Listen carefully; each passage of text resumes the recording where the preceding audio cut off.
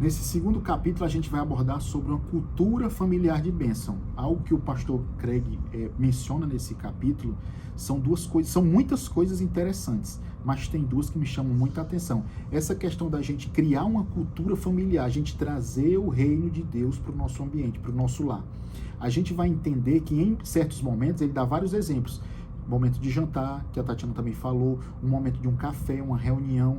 Eles costumam fazer, eles na cultura, que uma vez na semana eles se reúnem para quê?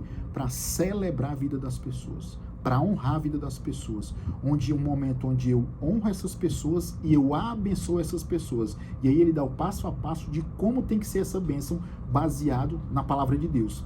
E assim, o que eu quero destacar sobre isso que é a importância de você criar um ambiente onde o reino de Deus prevalece. Nossos lares são um ambiente que precisam estar protegidos, que precisam estar guardados, que lá precisa haver a manifestação da glória de Deus. A gente vem para um ambiente que nem a igreja, vai para um pequeno grupo, a gente vê diversas demonstrações de manifestações. E a gente precisa trazer essa cultura, esse ambiente para o nosso lar, para que no nosso lar a gente comece a ver milagres, que comece a ver maravilhas, que a gente comece a influenciar os nossos filhos de forma positiva, a eles quererem ter intimidade com Deus, para que eles, através do nosso comportamento, a forma com que eu me relaciono com Deus, a forma com que eu me relaciono com as pessoas próximas de mim, os meus filhos se sintam motivados a ter um relacionamento com Deus. A forma que eu trato os meus filhos, eles vão entender que existe uma diferença que o pastor Craig fala, que eu preciso separar comportamento de identidade, que muitas vezes o meu filho tem apenas um comportamento que eu não concordo, e a gente acaba que amaldiçoa a identidade do nosso filho por um comportamento errado, e a gente precisa separar o comportamento, não que a gente vá concordar com o comportamento errado, mas a gente precisa instruir, a gente precisa ensinar, a gente precisa disciplinar, para que a gente não venha amaldiçoar. Se a gente for ver quantas palavras nós recebemos na nossa infância, que você era burro, que você não ia conseguir, você não ia dar nada, você não serve para nada, você é desastrado. E a gente vai ver que foi um momento, foi um comportamento que a gente teve, algo que aconteceu e a gente foi amaldiçoado na nossa identidade. E quantas pessoas até hoje eu conheço que por uma palavra dita por um pai, por uma mãe, por uma professora, essa verdade prevaleceu. E isso não é uma verdade de Deus, isso é uma mentira que o inimigo tem colocado na sua mente. E a gente precisa deletar essa mentira e colocar a identidade que Deus tem para você. Mas o incentivo do pastor é esse, é eu criar um ambiente, criar uma cultura no meu lar, onde eu abençoo os meus filhos, onde eu fortaleço os meus filhos, onde eu sou um exemplo. Começa em mim um exemplo de pai, um exemplo de mãe, que tem temor, que honra a Deus, que respeita a Deus, que ama ao próximo, que ensina com amor,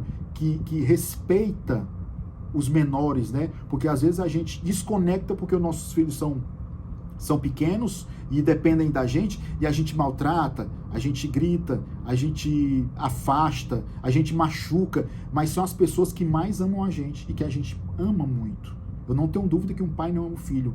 Isso não tem como a gente mensurar, porque esse amor, ele é gigantesco, mas assim, as pessoas que a gente mais ama, que a gente precisa demonstrar mais amor, e através de ações, através de palavras, às vezes são as pessoas que a gente mais machuca, e a gente precisa criar, você precisa criar esse ambiente na sua casa, ser um lar abençoado, a sua família ser uma família abençoada, porque através do seu posicionamento, através da forma com que você tem levado a palavra, a forma que você tem se comportado, você vai ver a manifestação de Deus na sua casa, no seu lar, na vida dos seus filhos. Eles vão ser alcançados pela forma com que você se comporta.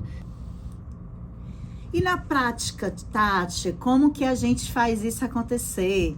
Né? É tudo muito lindo na teoria. E na prática, como é que vocês fizeram isso acontecer? Na prática, gente, a gente passou a abençoar os meninos, colocando para dormir, fazendo a oração com ele, puxando à memória coisas boas, dizendo como foi o dia, tendo esse bate-papo olho no olho.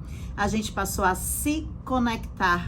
O pai chegar junto, Daniel chega junto, ora com Davi.